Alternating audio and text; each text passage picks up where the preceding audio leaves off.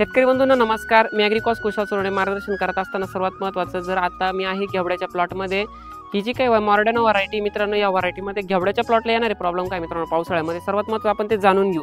आता सर बघितलं आपण तर हे बघू शकता तुम्ही करपा आणि गेरवा आलेला आहे प्लॉट बऱ्यापैकी। हा प्लॉटचा व्हिडिओ जर बघितला तुम्ही याचा इंटरव्ह्यू मध्ये सांगतो मित्रांनो का प्लॉट पूर्णपणे डॅमेज होता। हा कृषी तज्ञ शेती सल्लागारांनी परत एकदा 2 महिन्यानंतर प्लॉट बनवला।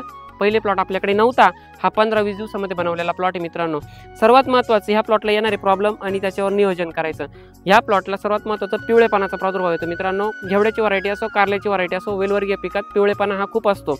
याच्या नियंत्रणासाठी काय करायचं आपल्याला, सर्वात महत्त्वाचं नियंत्रण करायचं असेल तर रानडे कंपनीचं मिकमेल 32 आणि मिकमेल 16 आपल्याला हे ॲप्लिकेशन स्प्रेमधून टाकायचं आहे। त्यानंतर हे ॲप्लिकेशन झाल्यानंतर मित्रांनो कॉसाईट त्यांचं येतं, त्याचं एक स्प्रे काढा, जबरदस्त तुम्हाला रिझल्ट भेटेल मित्रांनो।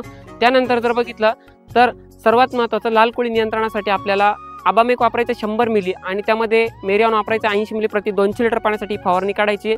या 2 फवारण्या काढा। या 2 फवारण्या काढल्यानंतर फुलकळीच्या ॲप्लिकेशनसाठी वरून सेटिंग स्प्रे 500 मिली, त्यामध्ये तुम्हाला रोको 250 ग्राम, बॉर्न 250 ग्राम प्रति 200 लिटर पाण्यासाठी वापरायचं। 100% तुम्हाला रिझल्ट भेटणार म्हणजे भेटणार।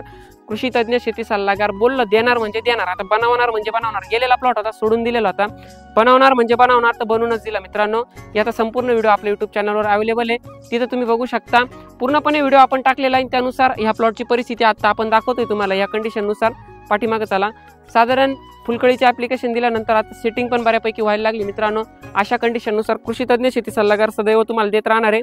खाली हे बघा, नवीन लागवड केली त्यांनी, जे काही त्यांना प्रॉब्लेम आला परत लागवड केली आणि प्लॉट सोडणार होते म्हणून नवीन लागवड केली, तर जुना प्लॉट बी बनवला, नवीन प्लॉट बी बनवणार आपण। या कंडिशननुसार आपल्याकडे आता हा प्लॉट आहे। याची लाईव्ह अपडेट आपण जर पुढे वाटलं तुम्हाला तर माहिती पाहिजे कमेंटमध्ये कळवा। 100% आपण याची पुढची अपडेट देत राहू, जेणेकरून तुम्हाला कायमस्वरूपी या प्लॉटमध्ये पूर्ण अपडेट मिळाली पाहिजे। घेवडा पिकाचं पूर्ण मार्गदर्शन कसं असतं हे आपण यूट्यूब चॅनलच्या माध्यमातून तुम्हाला देत राहू। धन्यवाद।